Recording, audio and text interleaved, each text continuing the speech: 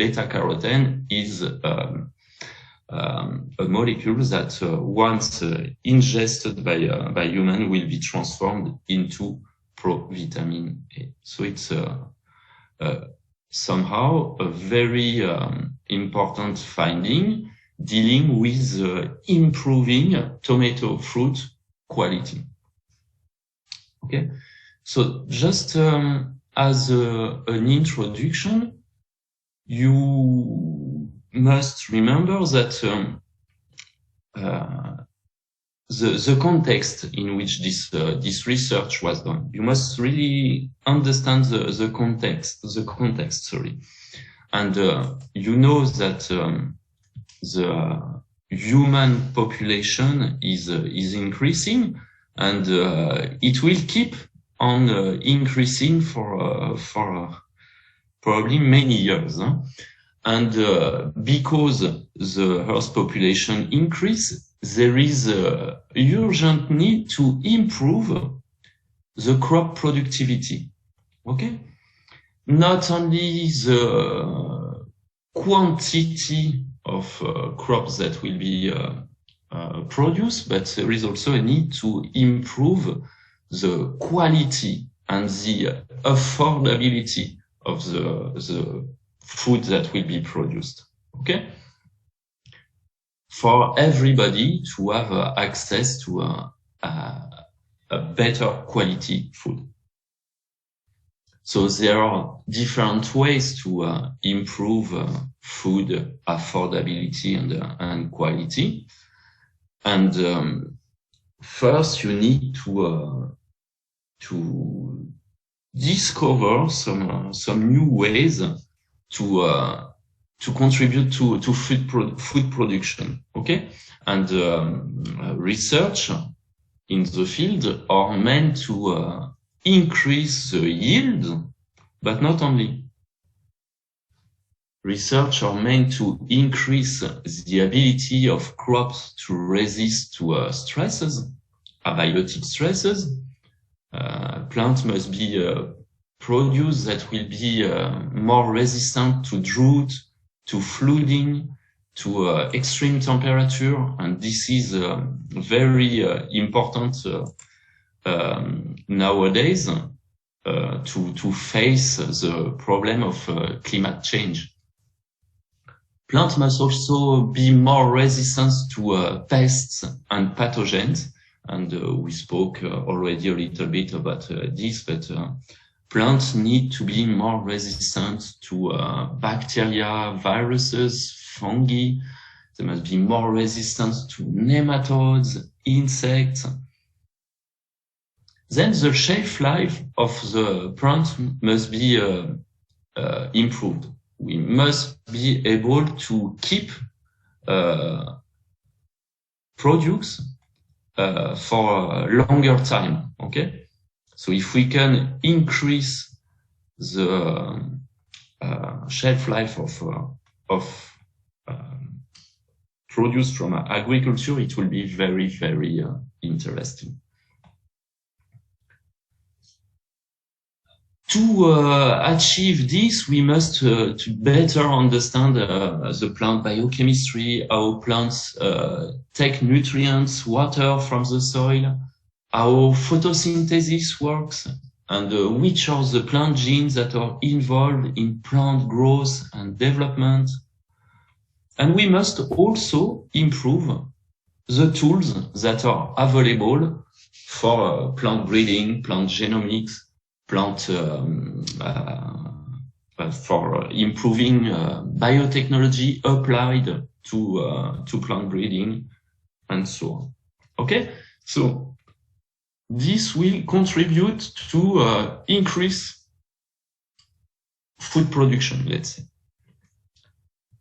But research must also concentrate on how to improve food quality. And here are some examples. It is important to improve the nutritional quality of plants. And we will be speaking on the strategies to enrich plants in vitamin A. And this has been, there was a lot of work going on this aspect. And we will be speaking a little bit about the golden rice, which was a kind of emblematic GMO rice. Other research have been focusing on enriching plants in iron or amino acids that are essential and cannot be synthesized by, for example, by humans, such as methionine. There are also a lot of research going on to improve digestibility of plant products. And it's true for human food as in animal farming. It's a very, very important field of research for animal farming to increase the digestibility of foods which is destined for animals. You can also, for example, imagine modifying the fatty acid content of plants to prevent cardiovascular disease, reduce the amount of allergens, and so on, and so on, and so on. There are a lot of research going on to try to improve food quality. And today we will be speaking about a research that was meant to enrich the tomato fruit content in vitamin, in beta-carotene to increase the availability of compounds for making vitamin A in humans. You know that humans cannot produce vitamin A.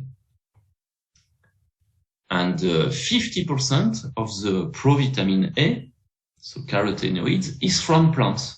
And this provitamin A, beta-carotene, will be converted in vitamin A in the intestine, in the human intestine.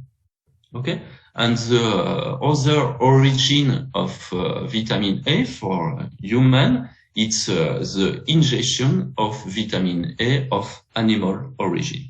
But remember this, humans cannot produce vitamin A, and a very important source of vitamin A is from the modification, conversion in the intestine of beta-carotene.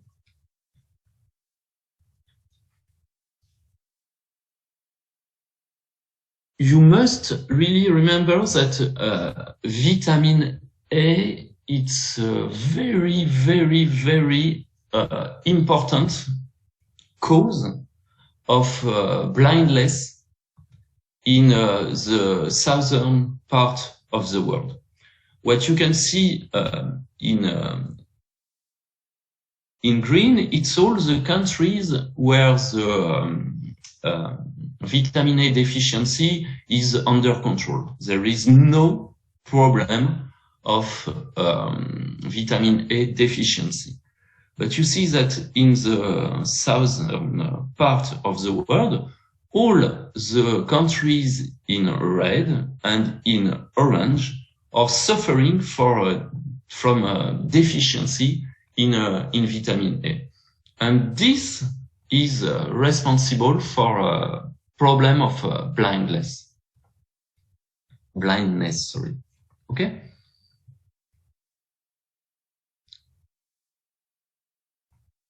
One way to improve the availability of vitamin A is to increase the intake of carotene. And if you can increase the access to carotene, it will really help to reduce the mortality, which is due to vitamin A deficiency. So where is those carotenoids? Where are they from? They are produced by plants. They are called the carotenoids phytonutrients, and they include several molecules, including the beta-carotene. And the beta-carotene, I told you, this is the provitamin A. It's the precursor of vitamin A. Beta-carotene will be transformed into vitamin A in the intestine. There are other carotenoids that are important for health. It's lutein, for example, zeaxanthine, lycopene. So carotenoids, those phytonutrients, are produced from the same precursor, which is geranyl diphosphate. And this precursor will be transformed into phytoene by the phytoene synthase, an enzyme which is called phytoene synthase. And this phytoene will then be transformed in lycopene, and the lycopene will be at the origin of different carotenoids, particularly alpha-carotene and beta-carotene. Okay? The alpha-carotene can be transformed into lutein, and the beta-carotene in different carotenoids, such as zeaxanthine, violaxanthine, neoxanthine. Do not remember that the beta-carotene is transformed into vitamin A after ingestion. So somehow, if you can increase in plants the content in beta-carotene, you will make more provitamin A available for humans to produce vitamin A. You stop me if you have any questions, okay?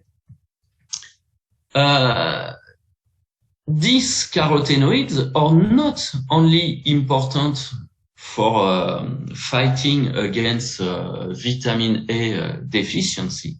They are also very important to fight against some other disease. And I will give you one other example. Carotenoids may help to prevent age-related macular degeneration. You know that when you are aging, sometimes you have degeneration of your macula, which is a part of the eye that you can see here. And this is causing sight loss.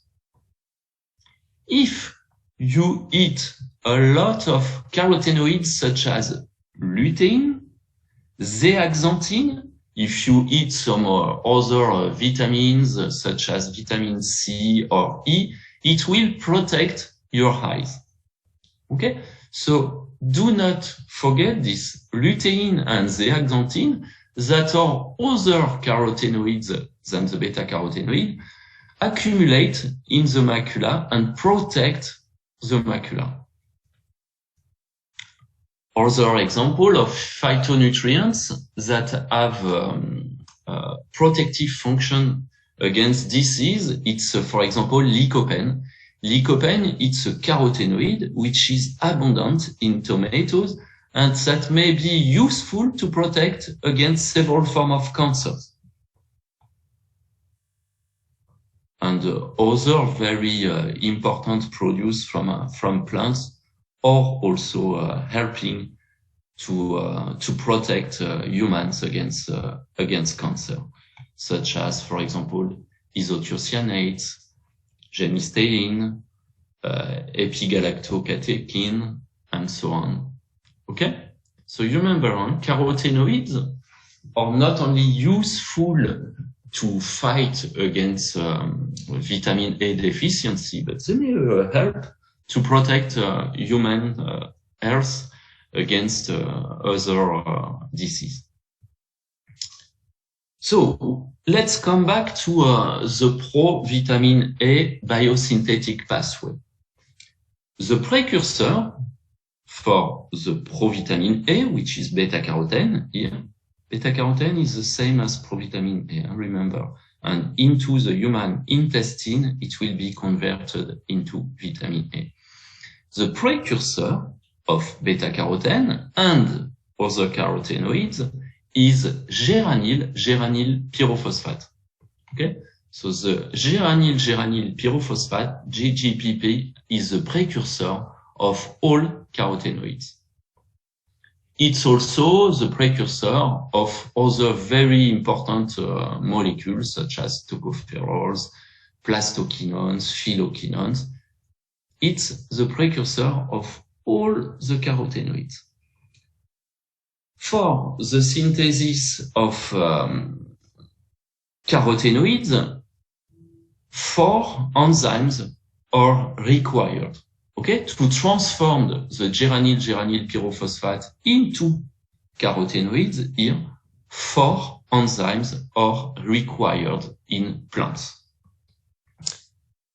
The phytoene synthase will produce phytoene from geranyl pyrophosphate. Okay, and then the phytoene desaturase will transform the phytoene into this carotene.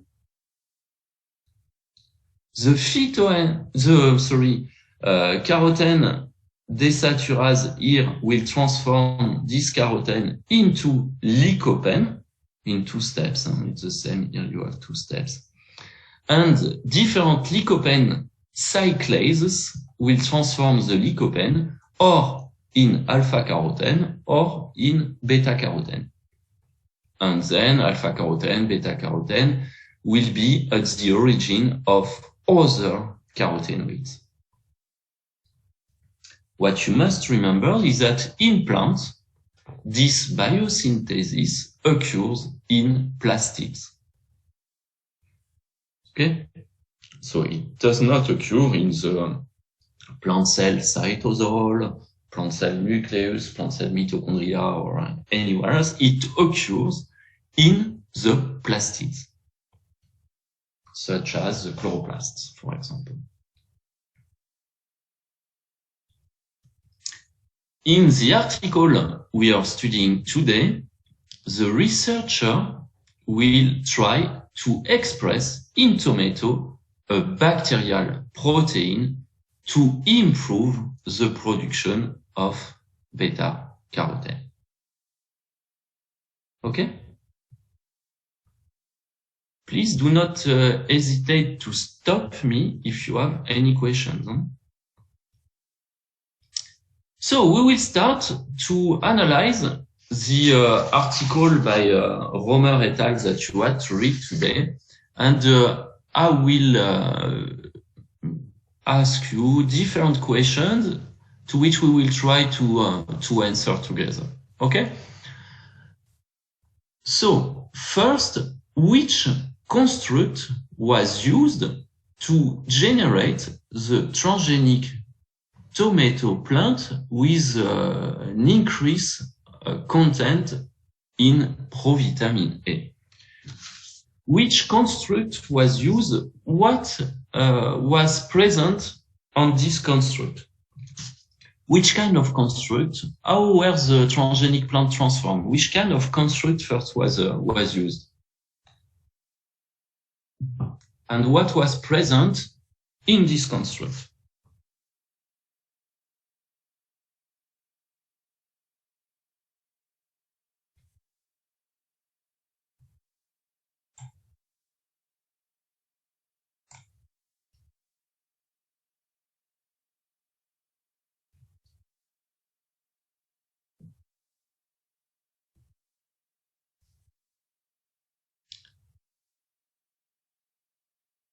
So the idea was to make transgenic plants, transgenic tomato plants, with an elevated content in provitamin A. Okay? And to achieve this, the researcher decided to express a bacterial CRT1 gene in tomato. how do you do to express one gene from a bacteria in tomato?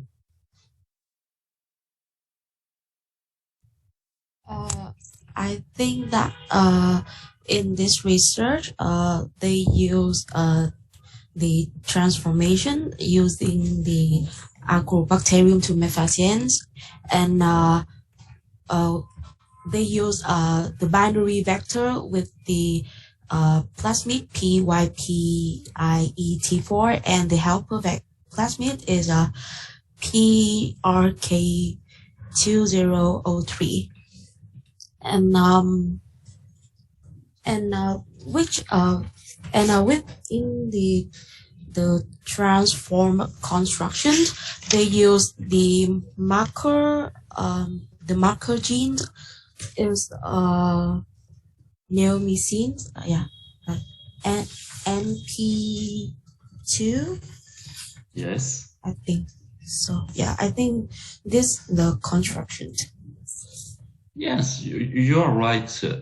To make transgenic tomato plants, they had to use Agrobacterium tumefaciens.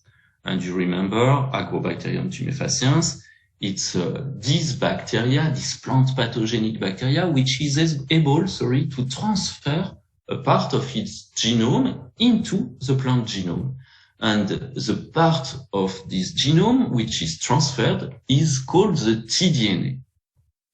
Here, the idea is to transfer into the plant genome this gene, CRT1 gene, using a tDNA. So, they need to construct a tDNA. Okay? They will introduce into this tDNA, you said it first, their gene of interest, and the gene of interest is this one. And they will need to select the transgenic plant, so they will need to use selection marker, selection gene. And you said it's the NPT2 gene because they use resistance to kanamycin.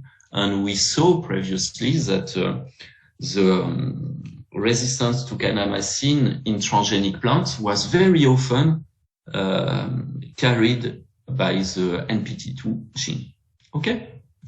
So we will analyze this further. First, we need to understand what is the gene of interest.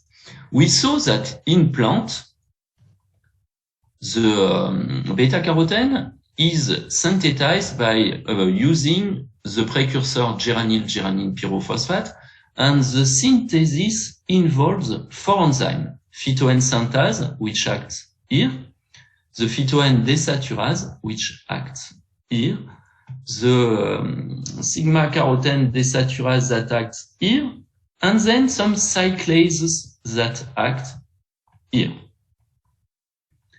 What the researcher want to do is to express into the tomato plant a CRT1, which is phytoN desaturase from the bacteria Erwinia uredovora. And this phytoN desaturase is able to convert in one step the phytoN into lycopene. Okay? So in one step, this phytoN desaturase from the bacteria Erwinia uredonova will transform the phytoN into lycopene. Because they want to produce this gene, this bacterial gene in the plant, they will need to introduce this gene of interest. They will need to clone it and to introduce it into their tDNA construct. Because they want to overexpress the gene into the transgenic plant, what do they need to introduce into the tDNA? to overexpress the transgene in the transgenic plant.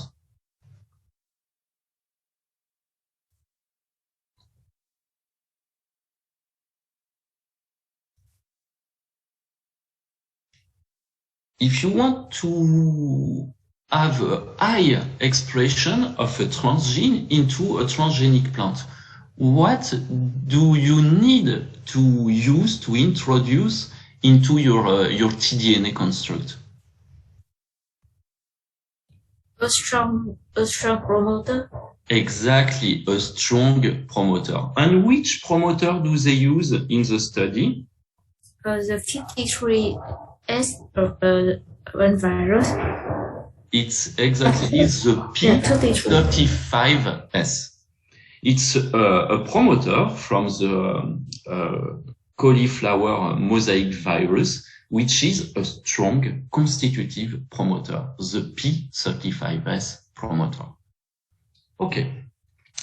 Now, this gene will be expressed into the transgenic plant under the control of a P35S promoter. Very good.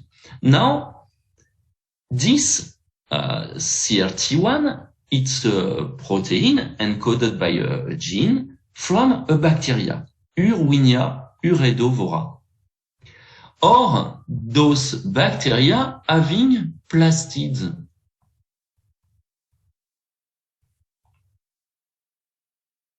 Those bacteria are prokaryote cells, they are prokaryotic cells, and Erwinia uredonova is not having plastids. There is no chloroplast, for example, in these bacteria. If you express your gene CRT1 into a plant, where will you find the protein after gene expression under the control of the P35S? What do you think? If you express the gene like this in a plant cell, where will accumulate the enzyme? Blastist? Sorry? The blastist? No. And this is a problem, is that this gene will not go to the plastid because in the bacteria, there is no plastid. So where will accumulate the protein into the transgenic plant? If you only express like this, the phytoan desaturase from a bacteria into a plant cell, where will the protein will localize?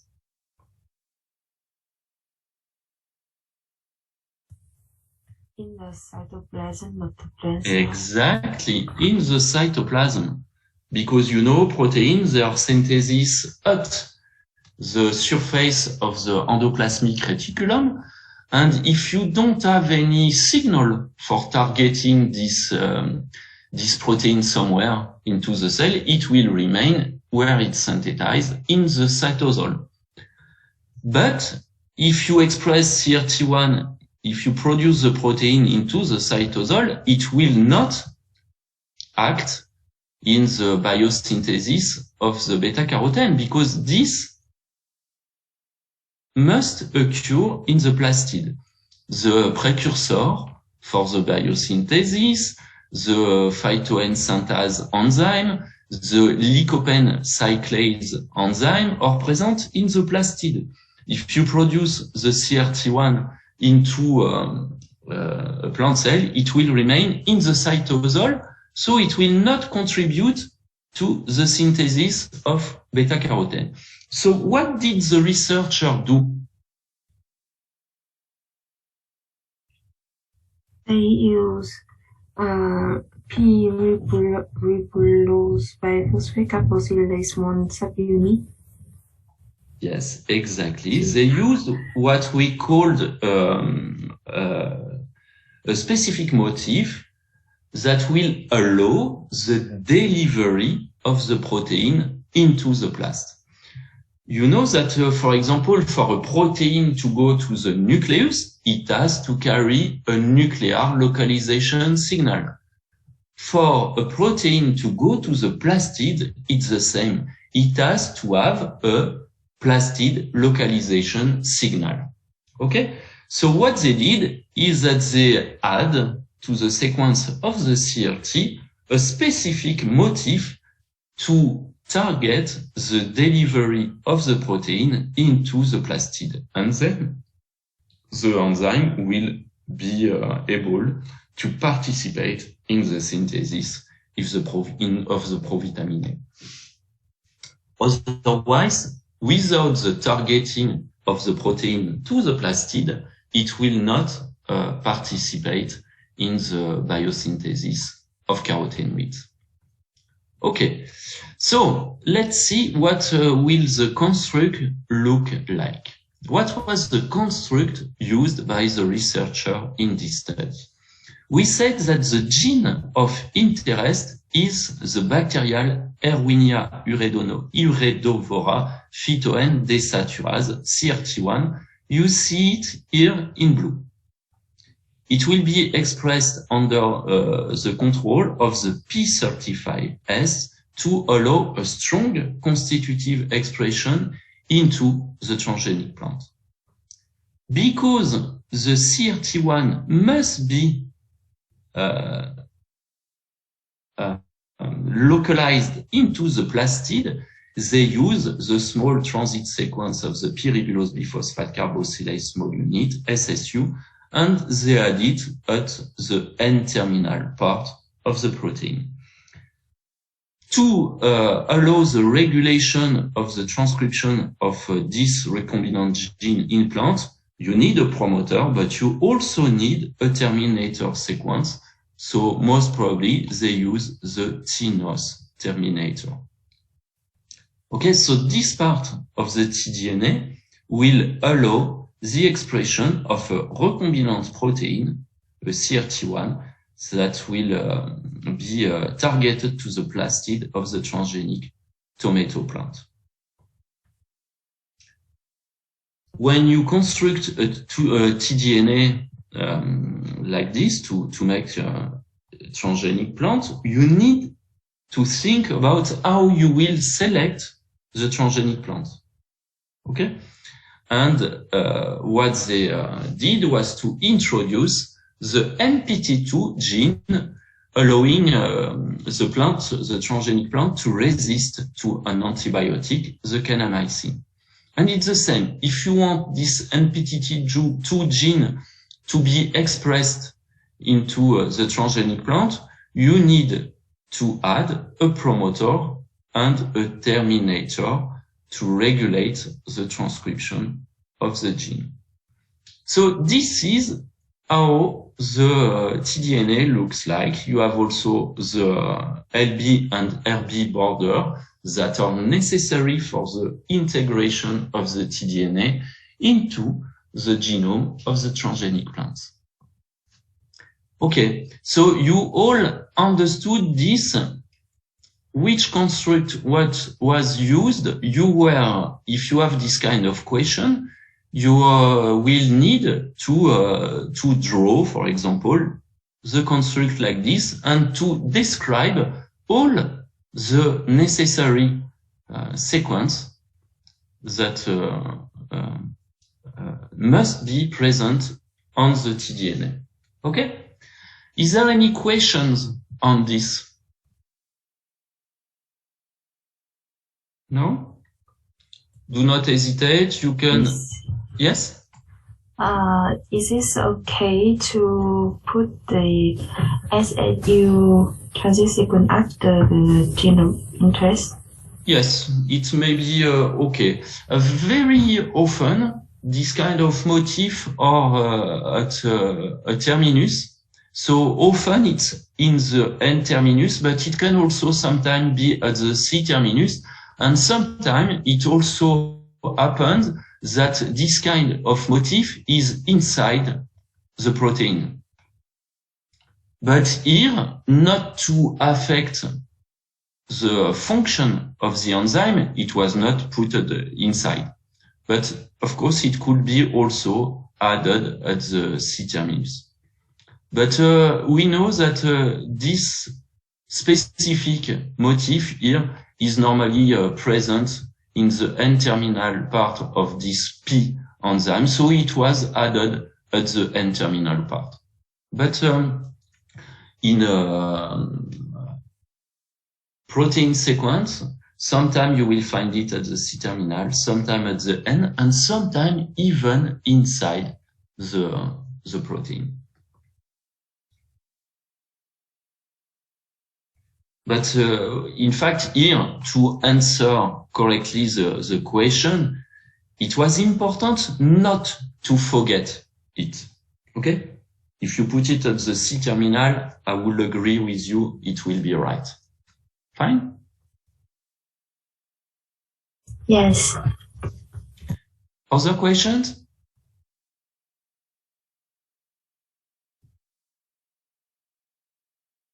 Okay, we will continue. And we will continue with the two next questions. Okay, this one, how were the transformants selected?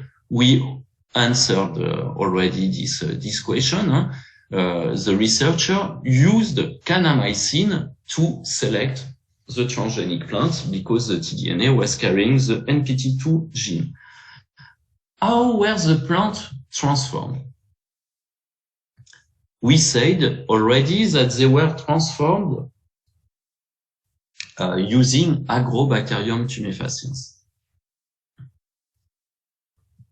And you remember, huh?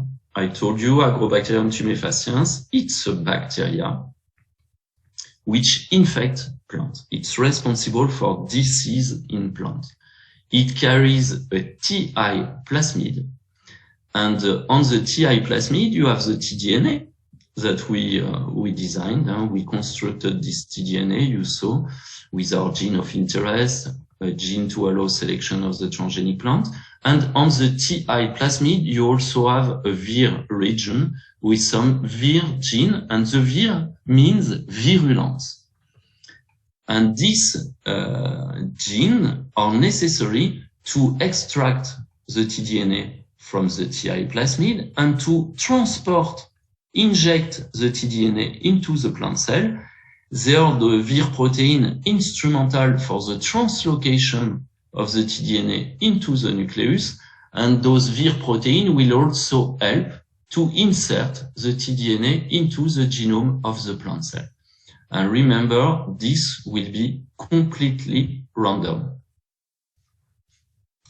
Here, once into the plant cell, the tDNA will be taken in charge by the plant machinery, and the gene will be transcribed into messenger RNA. The messenger RNA will leave the nucleus, and it will be translated into proteins at the surface of the endoplasmic reticulum, where are the ribosomes. The protein will be in the cytoplasm. If it has some specific signal, it may transit from the reticulum endoplasmic to the Golgi apparatus if the protein is meant to be secreted. If it has a specific nuclear localization signal, the protein will enter the nucleus. If it has a plastid localization signal, it will go into the chloroplast. It can also go into the mitochondria. It can go into the vacuole, depending on the protein. Okay? In our case, the protein will go into the chloroplast. What is the protocol to transform tomato? When you want to transform tomato, it's not like when you transform Arabidopsis. Huh? You cannot use the flower dipping method. So what you will do is that you will grow some small seedlings, and you will use the cotyledons for making the transformation. So you have the very, very small plantlets. They are few days old. They just germinate, and you take the cotyledons and you cut them, and you will put them, together with agrobacteria in a medium. Okay, you will co-cultivate into a liquid medium the bacteria, Agrobacterium tumefaciens, carrying your specific tDNA and the cotyledons for some time. After this co-cultivation step, you will put the small cotyledon pieces onto a media. This will allow selection of the transformed cells. And you will use a media that will allow the transformed cells to proliferate. So you will need to put some specific phytohormones to make the genetically modified cells proliferate. And in the medium, you will also add the antibiotic to select the transgenic cells. Okay? So all the plant cells that are in these tissues, cotyledon tissues, that are not transformed will die because of the presence of the kanamycin. And the cells that were genetically modified will survive and will divide, and you will obtain Kali.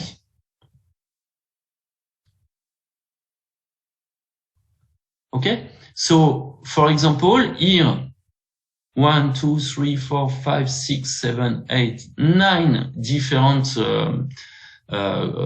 pieces of cotyledon were cultivated on kanamycin. And you see that we obtain 2 Kali, one here, from those plant tissue. And most probably, in these pieces of cotyledon, there was one cell that was genetically modified, and the same here. Then those Kali will be further cultivated in vitro, and the media will be changed. The content in phytohormones will be changed to first regenerate shoots. Okay, that you can see here, some nice tomato shoots. And then the media will be changed again to regenerate roots. And further, you will regenerate a whole plant that will flower, give fruit, give seeds that will be genetically modified. Okay? So this is the protocol which is used to transform the tomato plant. You will use cotyledons, and you will co-cultivate the cotyledons with the bacteria Agrobacterium tumefaciens. You will select the transformed cells on the antibiotic, here the kanamycin, and you will further regenerate from those few transformed cells a whole plant. Are there questions on this?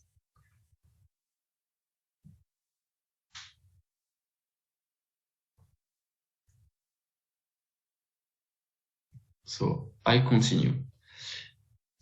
Which validation was performed on the selected line? Yes? No? No question? Well, if you want, before to go further, we will make a short break. We can take a small 10-minute break, and then we continue. Okay, we do like this. Please, it's a very, very important. If you have any question, you ask the questions. Huh? No question? As I read in the yes in the protocol, I just see that it collect explants. It writes in here as explants, so I'm not sure what your you said the particular type of tissue. Can you write it down? The tissue that was used here? Yep. Well, it's the cotyledons.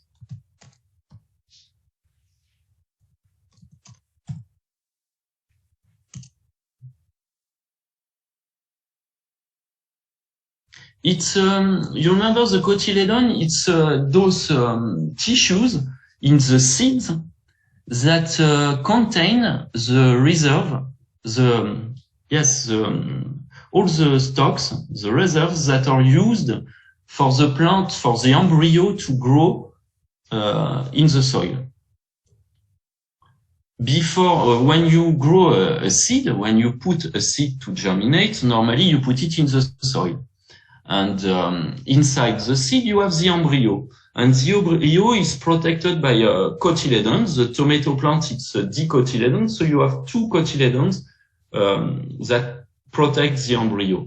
And this cotyledon, they contain also everything that will feed the embryo during the first step of the development. Okay? And at the beginning, because it is in the soil, the young plantlets will not be able to do the photosynthesis because there is no light in the soil. So it will grow by using the stocks, the nutrients that are stored into the cotyledon. And once the plants reach the light, it will do the photosynthesis. Okay, I understand what cotyledon is now. Yes. But yes, in this experiment, I read that they collect the stem. So yes, you can do it with, yes, it's true. You can do it as any with any kind of any part tissue, but they use very, very young stems. Huh? So here you see, I don't know if you see on the picture, but there are some small stems. Okay. And you can cut pieces of stems, and you see, I think there is both. Here you see some here. You see here, this is a stem. This is cotyledon. This here is the stem. This here is the stem. This also. And the rest it's cotyledon. So here it's a mix.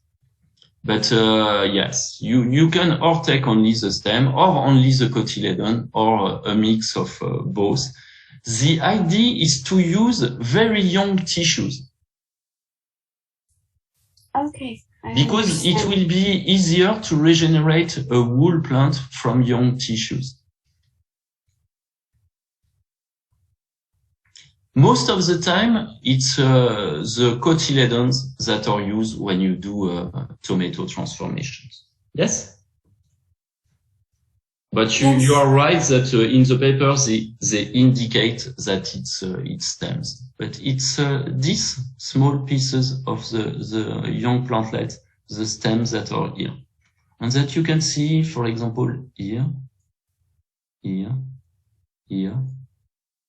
This also is a piece of stem. And those parts are the leaves, if you want, the cotyledons.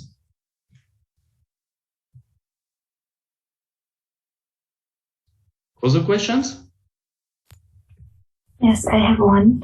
Yes. In the selection step, they use two antibiotics, kanamycin and carbapenicillin. Yes. What is carbapenicillin used for? Yes, I will tell you. It's another antibiotic, and it's used to avoid contaminations, and particularly to avoid the proliferation of the agrobacteria into the plate here. So it's mainly meant here to avoid contaminations. It's not really for selection, because on the tDNA there is not this antibiotic, but it's really to protect the regenerating tissue here from contaminations. Okay. And it's very, very often used, carbapenicillin, to eliminate finally the agrobacteria here. You don't want agrobacteria to remain on the tissue after the transformation. Because you understand that when you will take pieces of plant here from this culture, you will put it on the plant growing medium here, you will, your tissue will still be covered with bacteria. And you don't want bacteria to develop further into your media. So here you will use also carbenicillin to remove the agrobacteria.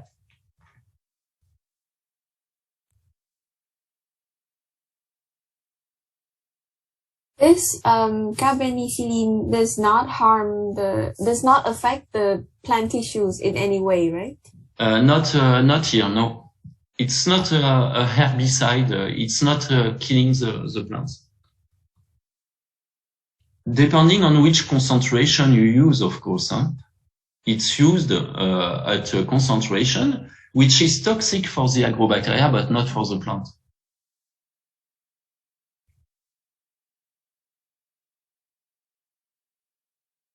It's okay? Okay, that's okay. We make a small break, and we continue at in 7 minutes by the researcher on the selected lines. You remember, once you selected transgenic plants, you need to characterize those plants at their genome level. You need to genotype those plants. How did the researcher here to validate their selected lines?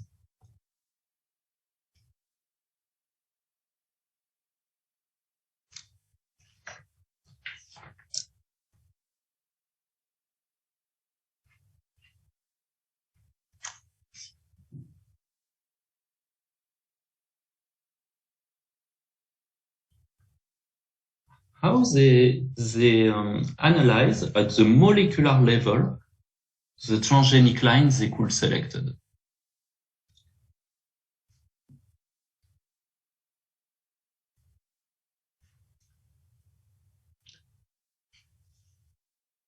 You remember what we saw last time doing the exercise?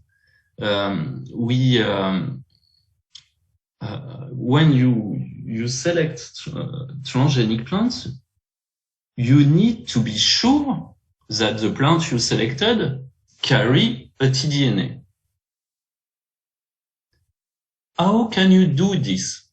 Here, the researcher, to validate the presence of a tDNA into the transgenic plant, they do 2 different kinds of experiments. Which one? Southern blot. Yes. And northern blot. I think so. Yes, well, it's true. But really to validate the presence of the tDNA. PCR. Yes, they did the PCR and the northern blot. This allows to validate the presence of the tDNA into the plant genome. Now then, if you want to validate that the transgene is indeed expressed, then you further do a northern blot. Okay? So the first validations are the following. You validate the presence of the gene, transgene, into the plant by PCR. To do the PCR, you extract DNA from the plant. You use primer specific from the gene that are in your tDNA construct, and you see whether or not you amplify something. And what they say in the paper, so it's not the correct figure, it's just to give you examples. To do the validation by PCR, they use specific primer to detect the NPT2 gene and the CRT1 gene. First validation. Second validation, they do a southern blot. and they do their southern blot using a probe which allows detection of the NPT2 gene.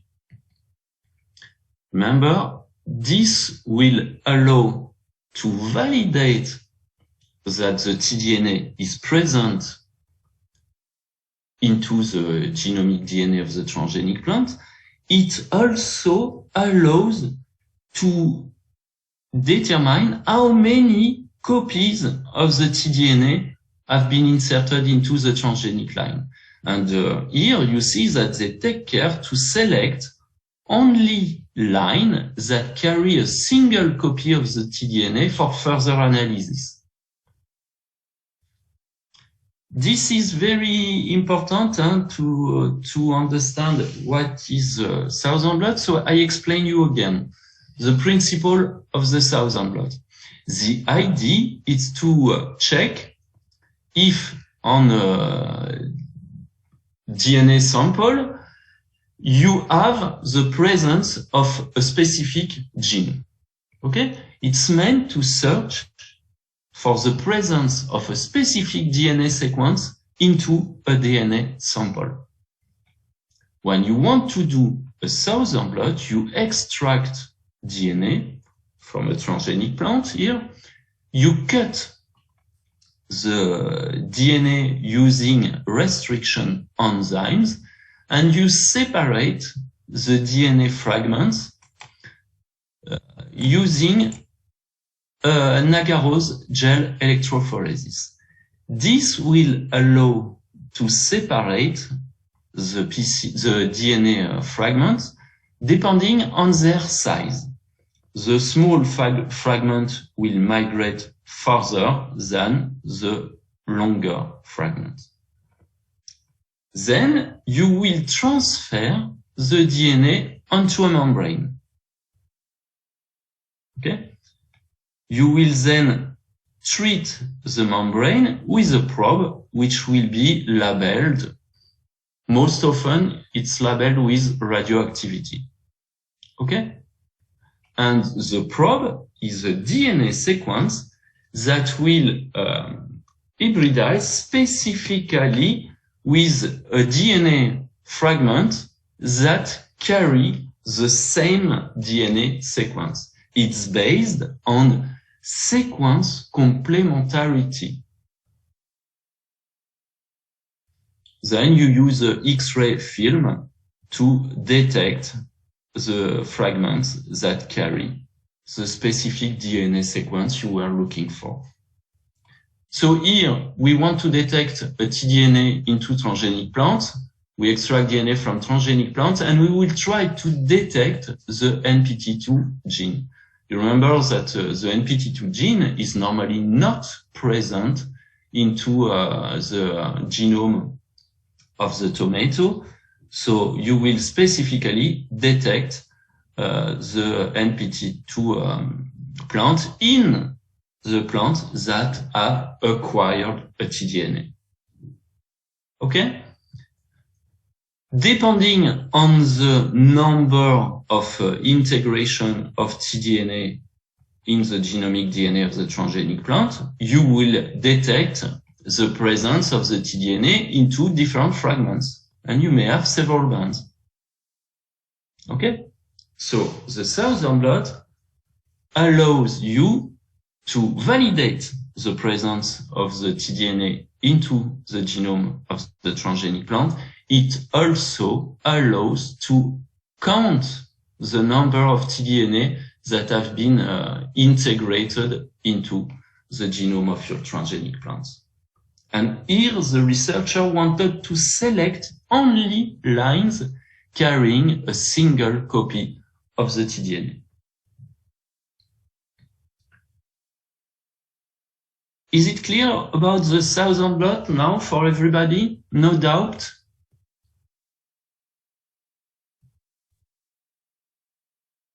It's clear. Okay, perfect. So we continue with the next step.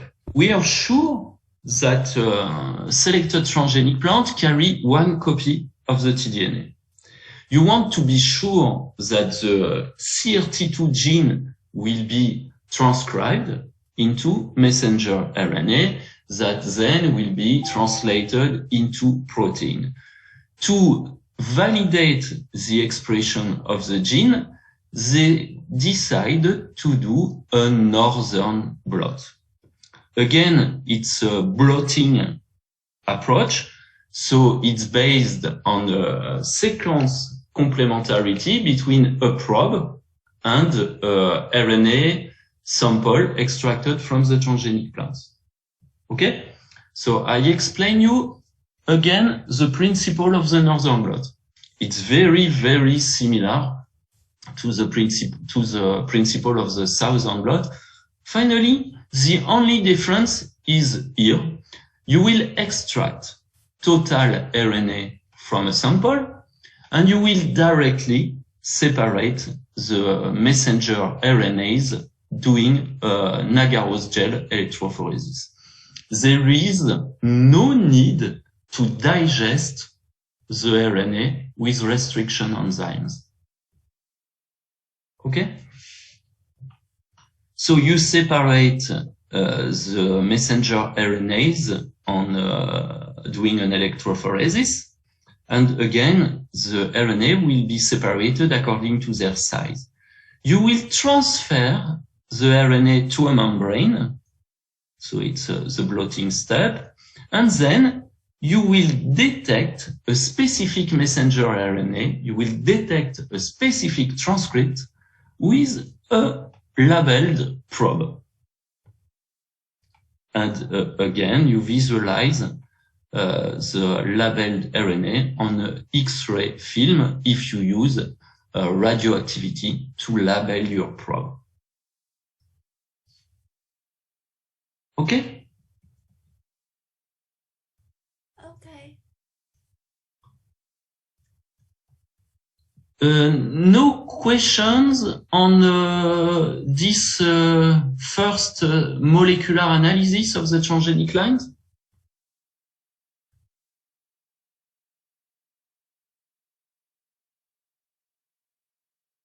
I don't think any of us have any question. It was pretty clear from the lecture too.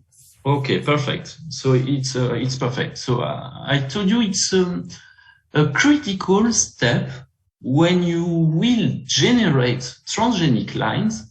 You will have to do this molecular analysis of the transgenic lines. Okay, you need to characterize the transgenic plants that you generated before to further phenotype the plant and see if you really achieve the goal you wanted to achieve. The first step is the molecular analysis. Then you can go further with your analysis. Remember, the idea was to express the bacterial CRT into tomato to increase the content of the tomato in provitamin A.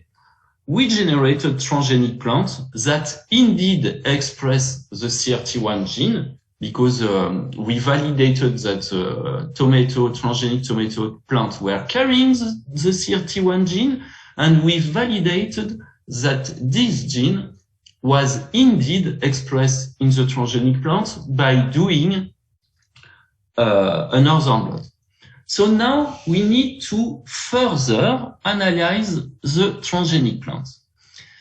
There are things that are very, very important to verify. You want to grow a plant which is a crop, okay?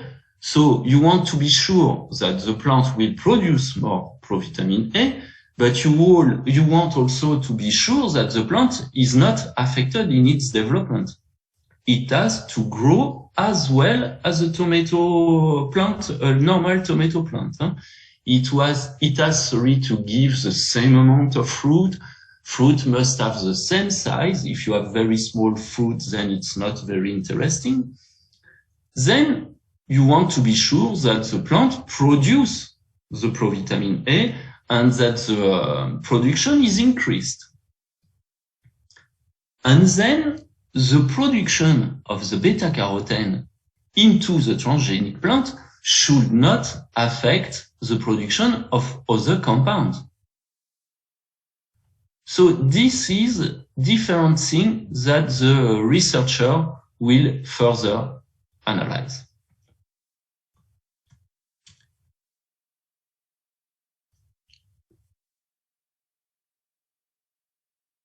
And the first thing they do is to verify if the CRT1 protein is produced in all the fruit tissues. In a tomato fruit, you have different tissue. You have the pericarp, the columella, the jelly where you have the seeds and so on.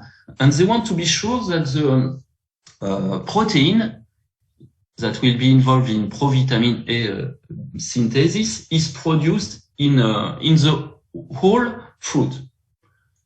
For this, they do this analysis.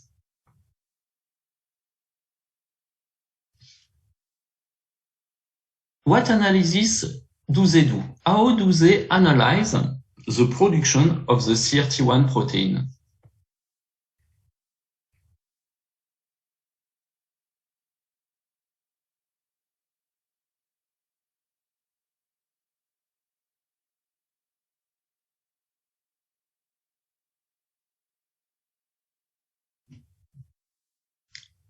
The result of which kind of experiment is shown here.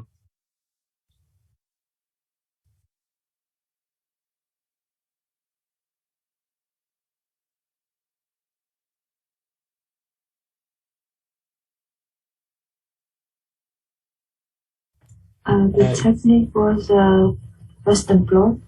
Exactly, it's a Western blot. You remember, huh? The Western blot allows to detect proteins. And what they say is that they extracted the total protein from ripe fruits, and they separated the protein doing a SDS page gel. SDS page gel, it's a polyacrylamide gel. And there is SDS to denaturate the protein, because you know normally the proteins they are folded. Here they want to denaturate the protein to be able to separate proteins according to their molecular weight on a polyacrylamide gel.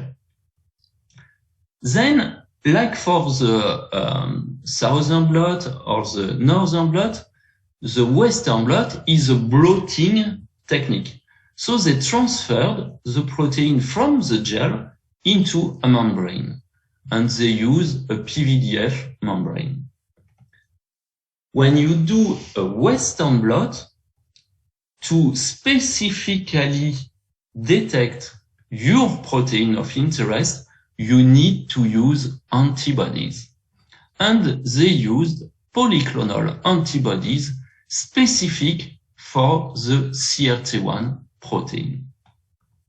And they could detect the protein into the jelly of the fruit, into the columella of the fruit, and into the pericarp of the fruit. Okay? So they conclude from this experiment that the protein was present in all fruit tissues. And this is a very important information, because it means that you can eat any part of the plant, it will, of the fruit, sorry, it will help to increase your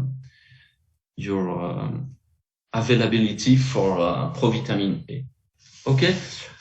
Also on this figure, what they compare is the amount of protein between hemizygous line and homozygous line. Of course, in a homozygous line, you have 2 copies of the transgenes, and you have a better production of the protein.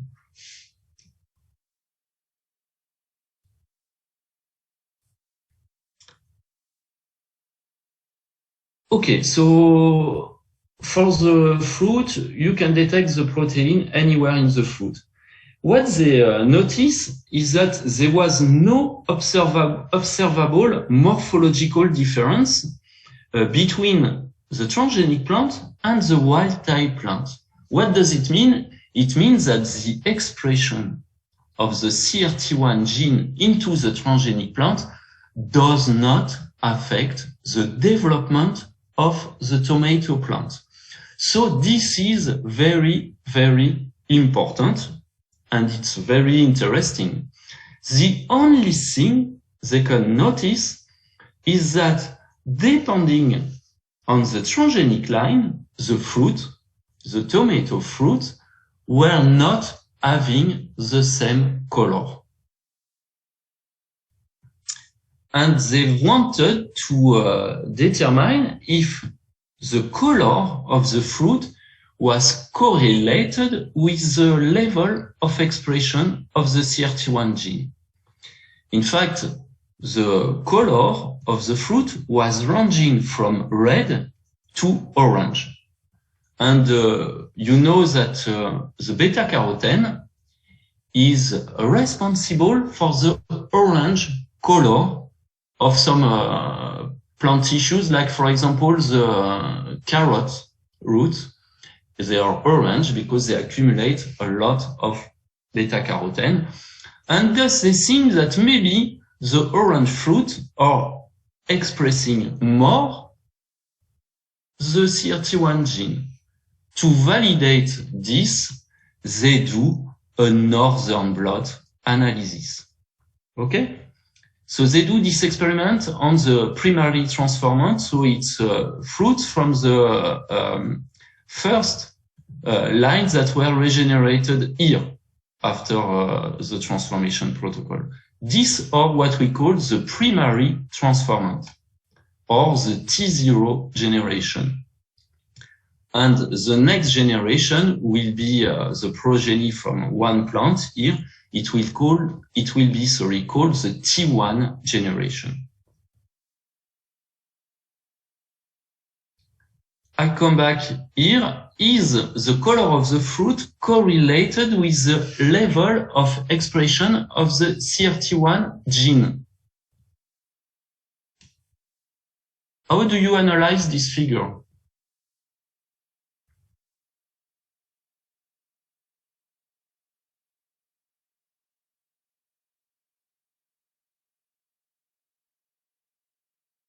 The fourth lines, we see the darkest band, so the orange, the color of the fourth plant were more orange.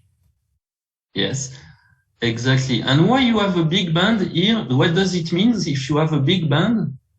I think the quantity of protein of this gene is more, is a lot than other plants. Yeah, most probably, yes.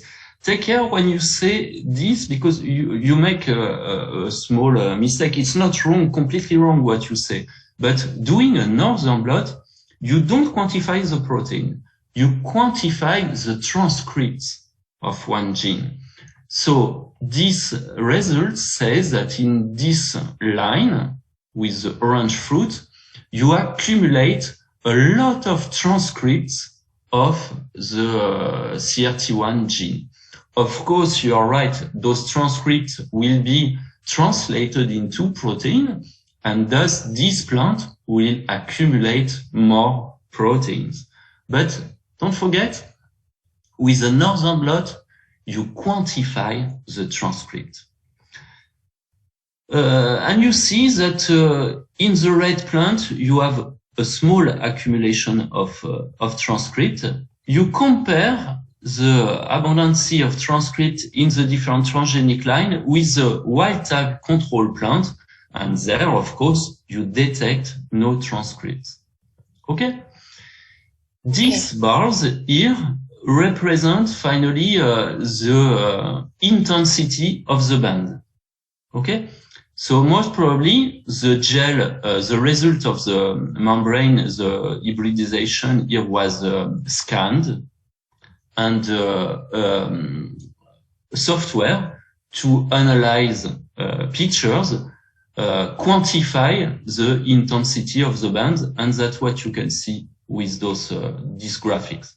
Okay, so it's to help quantify the signal here. This, you remember, it's the control to show that you equally loaded all the wells on the gel when you perform the northern blot. So what we know is that depending on the transgenic line, you don't have the same level of expression of the transgene. And if you have high expression of the CRT1 gene, then you obtain orange fruit, and most probably it means that the transgenic plant is producing more beta carotene, more pro-vitamin A. Teacher, can I have a question? Yes, of course. Can you go back to the slide with the Western blot?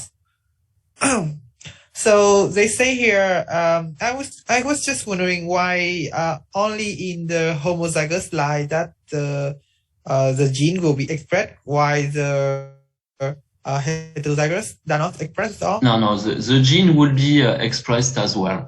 But you do a Western blot. So here you detect proteins. And I don't know how much sensitivity is, but here, in fact, the quality of the image is not very, very good. But here, for example, you see a band. Okay? Okay. It's a very weak one. Here you don't see much. It's just that you are below the level of detection, let's say. But it's normal that you have less in the hemizygote plant. Do not forget, a tomato plant, it's normally a diploid plant. The primary transformants you will select, they will be hemizygous. And then the researcher further selected, you see, homozygous line. In the homozygous line, you have 2 copies of the transgene. In the hemizygous line, only 1. So, of course, you have much less transcript. And much less transcript often always results in much less proteins. Okay? And because you have less transcripts here available, the translation is not as efficient. Okay? But we can detect something, it's not very quantitative. Here are selected primary transformants, it said. So this is hemizygous plant. And you see that from one plant to another one, the abundancy of transcript is very different. And most probably, here, if you check those lines with the Western blot, you will not detect much protein. Okay? So it also depends on which line you select for further analysis. But you are right. It's anyway kind of surprising that you don't detect more. But it's an hemizygous plant. It will carry much less transcripts than a homozygous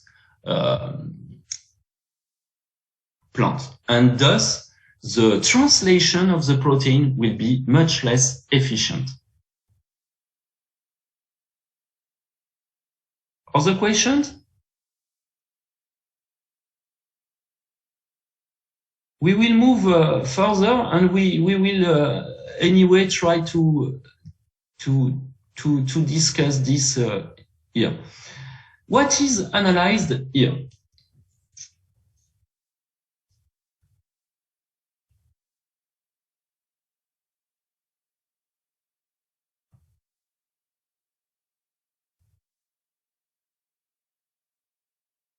The expression of the gene on the progeny plants.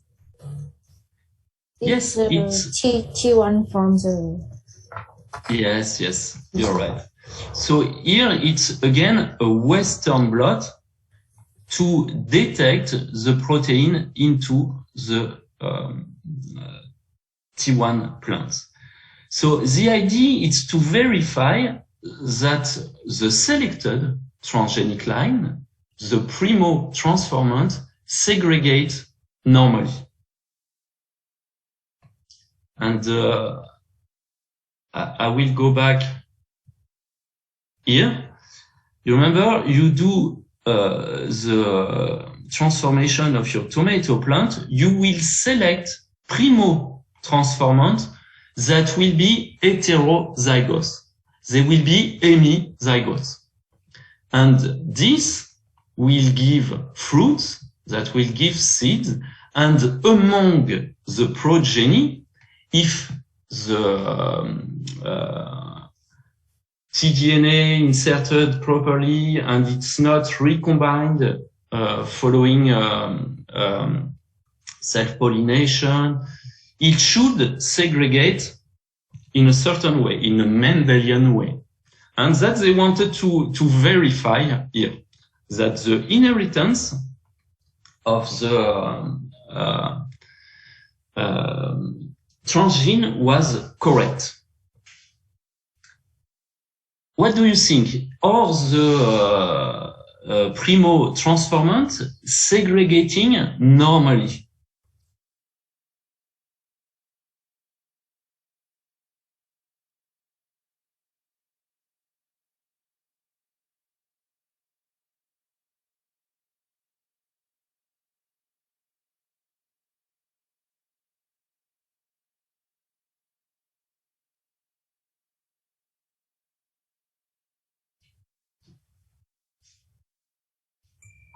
Can you explain how is segregation, please?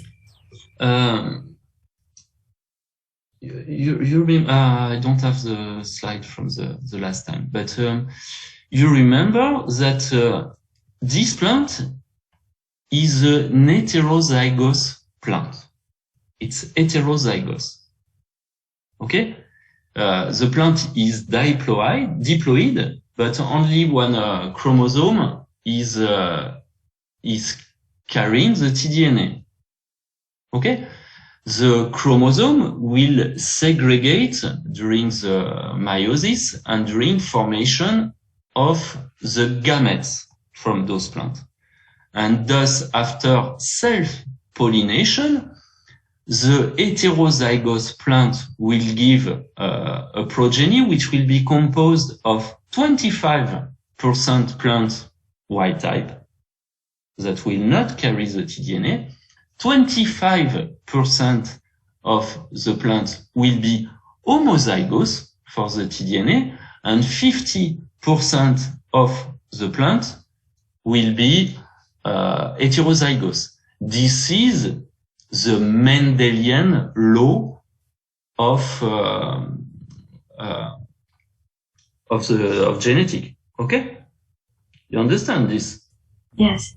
Yes, I understand. So you took randomly from this plant, you take randomly 20 seeds. You grow 20 plants and you analyze the production of the CRT1 protein among those plants. Normally, among 20 plants, how many wild type plants should you have?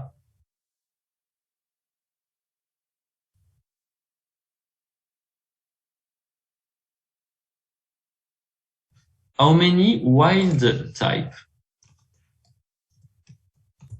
5. About 5. 5, exactly. How many homozygous plant? Homozygous transgenic plant? 5. 5. And you will have 10 heterozygous plant. Okay?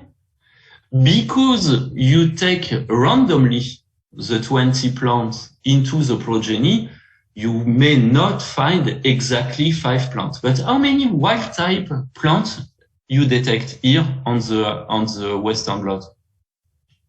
4. for exactly the 8, you don't detect the 31 protein.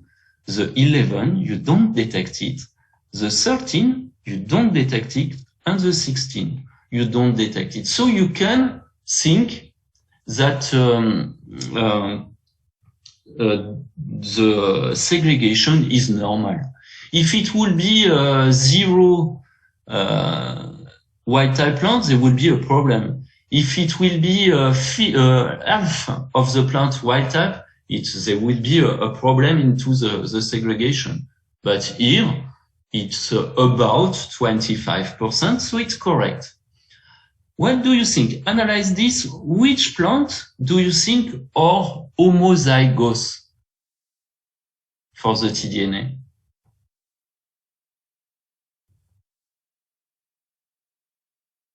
Oui? Yes? Someone raise the hand? How many homozygous plants?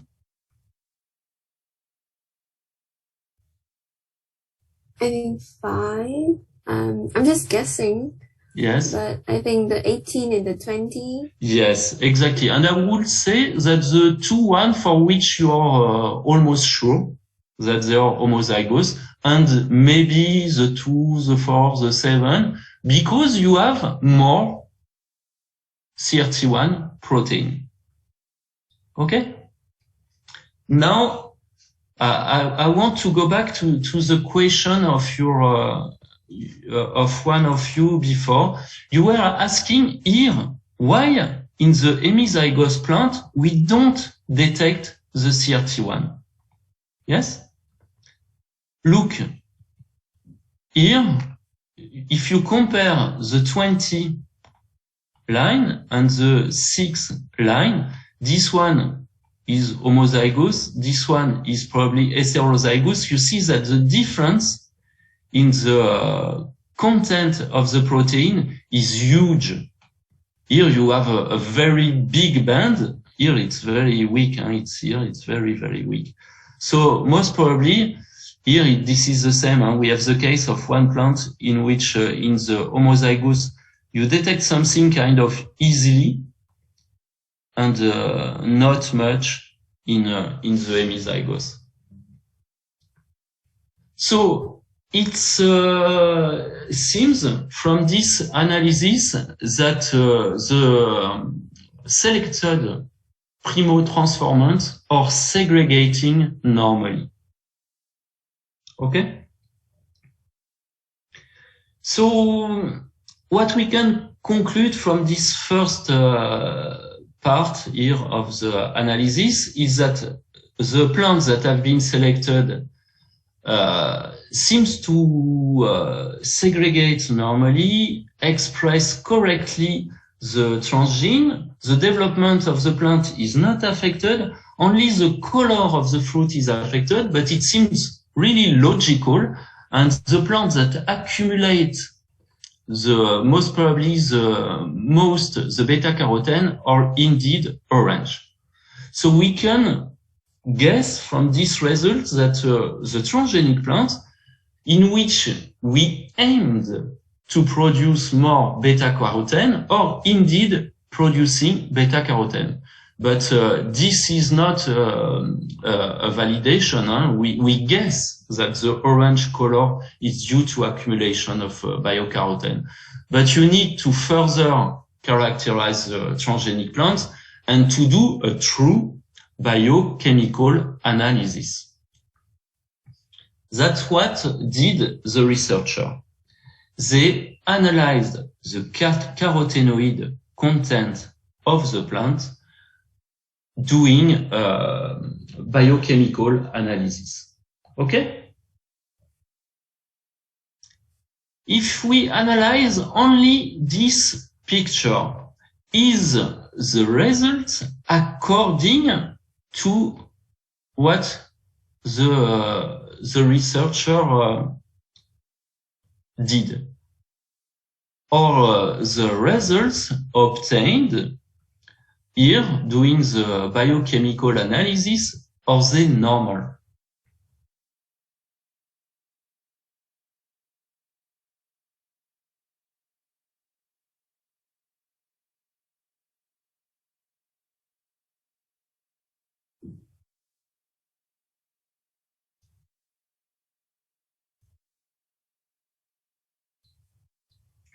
Do you think the results are as expected? I think the result will be as expected, as some characteristic like the beta carotene Exactly. in the transgenic plant is higher than the wild type, Yeah. and also the lycopene and C2 is some kind, because they have polycarotene, so the lycopene is the in the transgenic plant is lower than the wild type. Yes. So it follows the logic. Yeah, kind of. I don't. Yes, remember. Here, you remember, this is the biosynthetic pathway of the carotenoids in a plant. The precursor is geranyl pyrophosphate. It produces phytoen. And in the transgenic plants, they overexpress the CRT1, which allows to convert the phytoen directly into lycopene. And then the lycopene is converted into beta-carotene, alpha-carotene, and other carotenoids. The goal, of the researcher was to increase the amount of beta-carotene. And indeed, as you said, they reach their goal. Okay? There is twice more beta-carotene and twice more lutein, for example. So the result seems perfectly, logical. Okay? Finally, there is only one strange thing, is that normally, because the transgenic plants overexpress the CRT, the phytoen should be transformed into lycopene more efficiently. And indeed, you see that the content of phytoen decrease in the transgenic plant because the phytoen is used to make lycopene.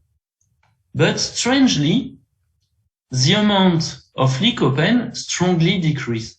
And we could imagine that it will increase the content of lycopene, because the CRT1 transforms phytoen into lycopene. But not. The lycopene does not accumulate, and it's converted into the other enzyme. So this is a result that is somehow a bit strange. And the researcher says that they cannot explain this.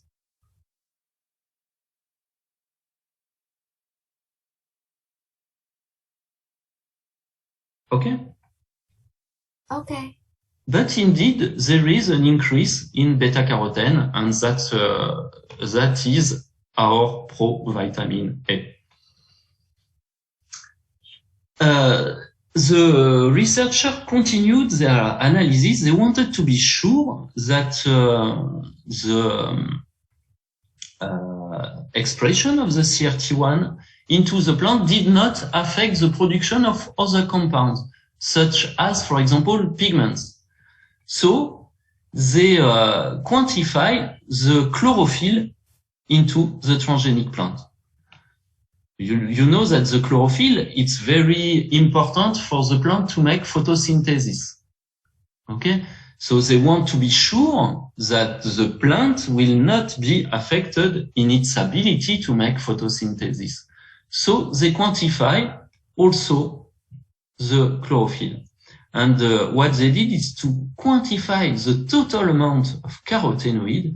And you see, we could think it will increase, but in fact, no, it decreases. And they quantify the total amount of chlorophyll, and this is not strongly affected. So it's quite of an important result that it's not affected.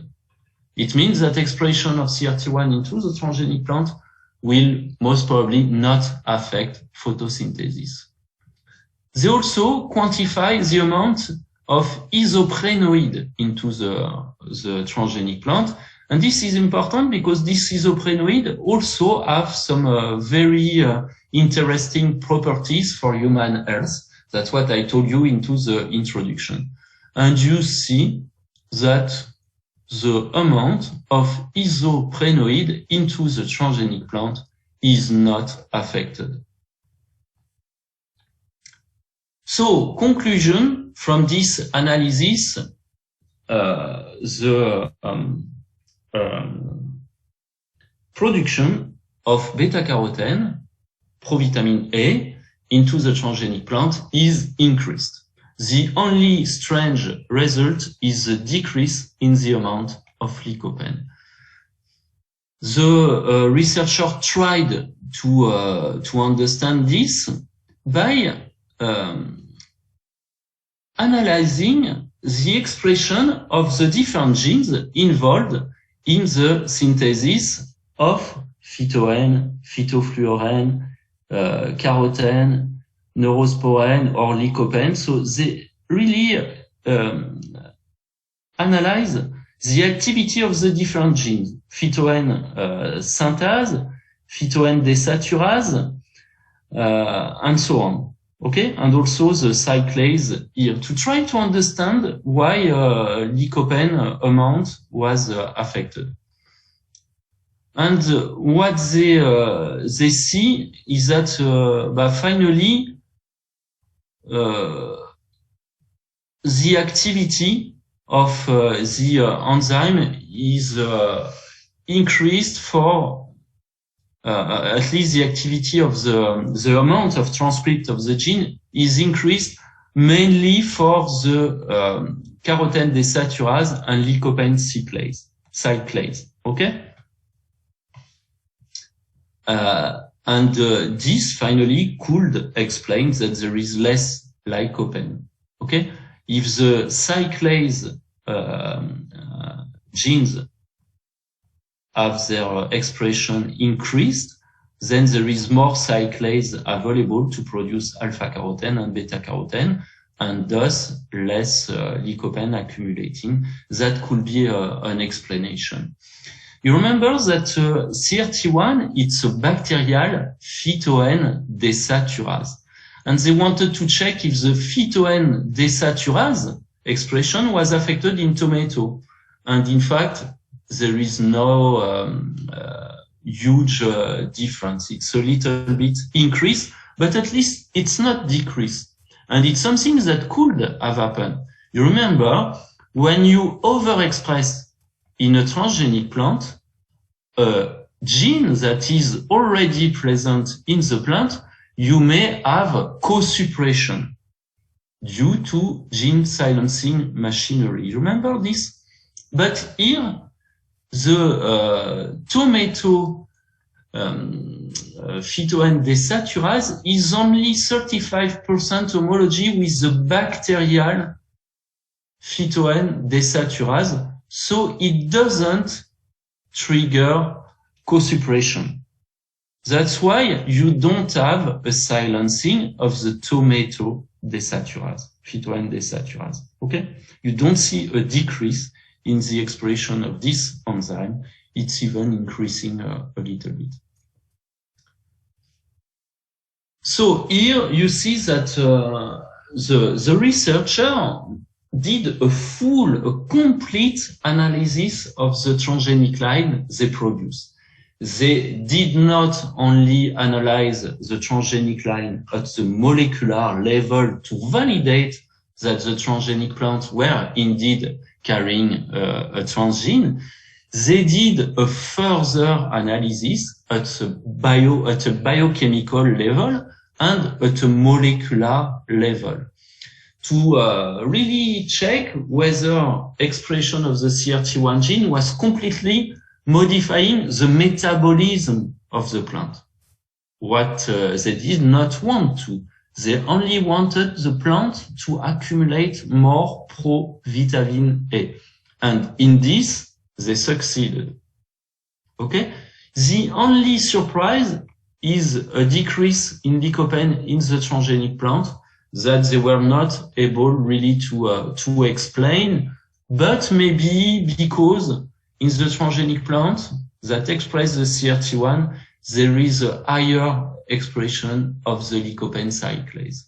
But it's something that that does not affect much the plant metabolism. Okay?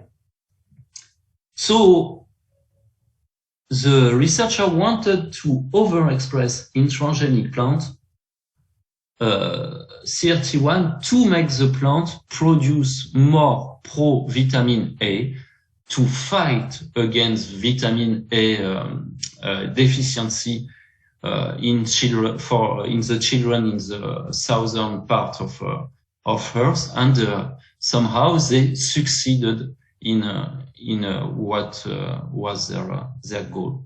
Okay. This research was done following research that have been published on rice, and you must remember that the same work was performed on rice to make rice produce more provitamin A, and this has been a very, very important field of research at the end of the 90s, and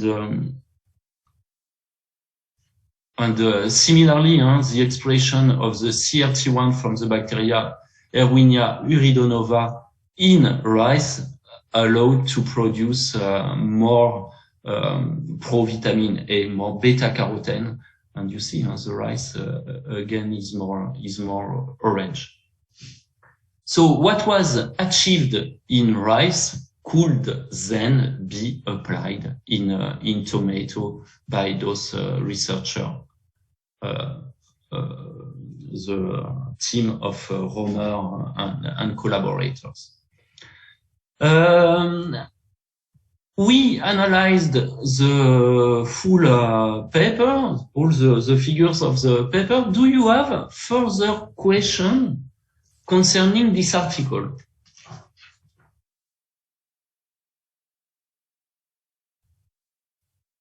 I don't have any questions. Okay. Does someone else want to ask questions? Do not hesitate if you have any questions. Yes, I have a question. Yes. But it's not related to the knowledge, but it's related to the technique. Yes. Yeah. In the can you show me the result of figure 4 about the Western blot? Figure 4. Yeah. Yes. Wait. Figure 4. This one. Yes. About the technique, but I want to ask that because this Western blot and this new D1 for internal control, but I see in the result, in the figure, that the D1, the expression of D1 is not the same in all the sample, all the band. Yes. Yeah. But and I want to ask you that with a different size of band, yeah, I think I see it is different right now. I see it different, but is it affect on the expression of CRT1? Because No. the D1 is, I think that is not the same that in all the sample. Yes, you are completely right. But remember, when you do a Western blot, here you want to compare the amount of a protein between different plants. Okay, so you will extract the whole proteins from a plant sample, from 20 different plants, and you will quantify the protein in those samples. You will do a protein quantification. You will quantify you will measure the concentration of proteins in every sample. And then you will try to load on the gel the same amount of protein in every sample.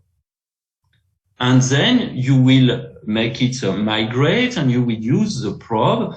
So the result you will have, it's kind of quantitative, but it's not very, very precise, because you can do mistake when you do the extraction of total protein and not extract exactly the same protein from every sample. Then you will measure the concentration of protein in every sample. You can make a mistake doing this measure of protein concentration. It will be small mistakes, very, very small mistakes, because each technique is not 100% sure. You can always make some small mistake by pipetting. For example, when you will put a specific amount of protein into your gel, you can make some small mistakes. Okay? So at the end, you can have some little variation. And then you see that when you run a gel, but it's not always running perfectly straight. You see here that there are some lanes where it's going faster than the other. And this is due to, because maybe the gel, when you polymerize the gel, it didn't polymerize uniformly. You know, there are some, finally, small difference in the composition, concentration of acrylamide in different parts of the gel. And at the end, you have a result that is not fully quantitative. It's a semi-quantitative method. You can make mistakes in several parts of the experiment that will affect the quantity of the protein you detect. It's semi-quantitative method. Yes, you understand why this... Yes, it's okay, thank you. But it's really due to this. Huh? And then you see that the picture is not very nice. Because clearly, there is a lot of background. You see here, you see some non-specific signals. The same here, this is non-specific. Here you have a smear. It's because they have to force a lot to detect some signal when they do the revelation of the blotting. They had to force a lot to see the signal. And so you have a lot of non-specific signals that appears. It's not very precise because maybe the protein was not so easy to detect. Okay? Yeah, it's okay. Thank you. Do not forget this, huh? All the blotting methods, and particularly the northern blot, and also the western blot. It's indeed quantitative method, but it's only semi-quantitative method. It's not fully quantitative. It's not very precise method. It's the easiest and the fastest method to use to do this kind of analysis, but for sure, it's not the most quantitative.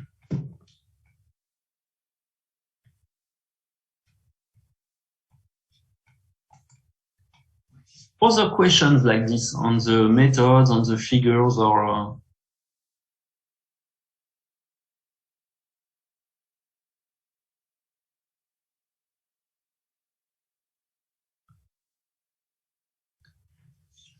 what I will do is that I will send you the slides from today, that you also have these slides. Okay? And then we will have the exam sometime next year. I don't know when. Usually I know it, it will be, I will know the date probably beginning of next year, but I cannot tell you when will be the exam. Okay? Anyway, if you have later on, when you will again read your lesson and to prepare the exam, if you have any questions related to the lesson, to the exercise we made today, last time, do not hesitate to send me an email and to ask your questions. Okay? It's very important. Okay?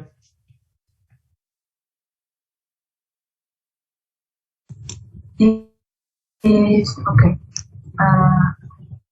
Professor, I have some trouble with the sound of the Western Oh, I don't hear you very well. Huh? I really indicator. don't. Yes? Ask I again. mean, I have the difficulty to read the result of the experiment, like Western laws or electric results. Can you help me to have some point to read it? Because I most of the time I don't understand the result of genetic. Yes. Okay, I cannot hear you clearly.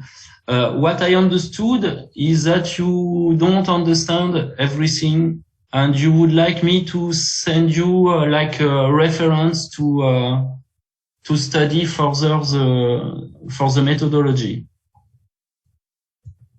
She said that she have some problem when she read the result of the genetic result, like blotting or Yes. electrophoresis. So she want to give her some tips or some ways how to read the this kind of result.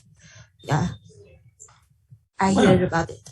Yeah. Well, for Western blot, Southern blot, if you want really to know how to read the results, it's very simple. You must understand what is the principle of the method.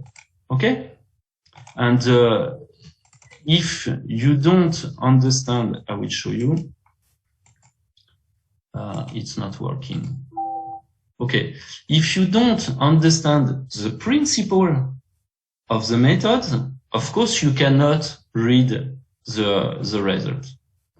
So you must understand how each method works, the principle of the method.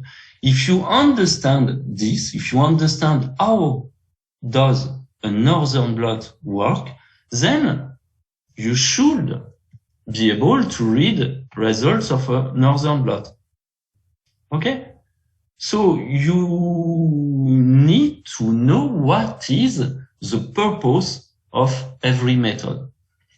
And I told you, we did not speak about many methods during the course, but for example, a PCR, the purpose is to amplify a specific DNA sequence using some specific primers. Okay? And if you can amplify a specific DNA sequence, then you will be able to visualize it on an agarose gel. So if you have a band, the gene is present. If you have no band, the gene is not present. The Southern blot, it's the same. It's meant to detect among a DNA sample a specific DNA sequence. And for this, you will use a probe which sequence is complementary to the DNA sequence you want to detect. If you have a band, it means that the probe was able to associate to a specific DNA sequence, so this DNA sequence is present in your sample. And the same for the northern blot. The idea is to detect the transcripts of one gene. If you have a band, it means that your probe is able to associate with a messenger RNA of the same sequence present in your sample. So the gene is expressed. So if you understood the principle of each method, the purpose of each method, then you should be able to read the results. No? Is it okay or not? So you have to work. You have to work on those methods. You have to know, to learn what is the purpose of every method, and to understand the principle. And I'm sure that if you learn the purpose of each method, and if you understood the principle, you will know how to read the results. Don't you agree with me? Yes, I agree with you. And is it difficult for some other students to, for example, to read a Northern Blot?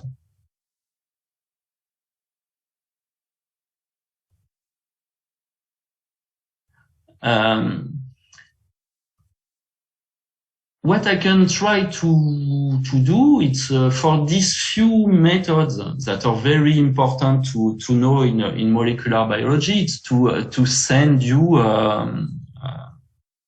some explanations in English that you can read, but you must understand that those PCR, Northern Blot, Southern Blot, it's very basic techniques. So it's very, very important that you know them. So really, indeed, if you did not understand those principles, you have to work on it. And I will try to help you by sending you some things to read.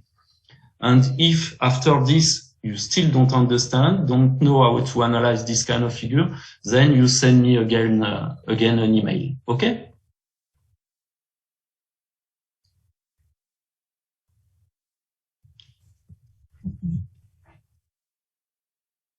Other questions? Other remarks?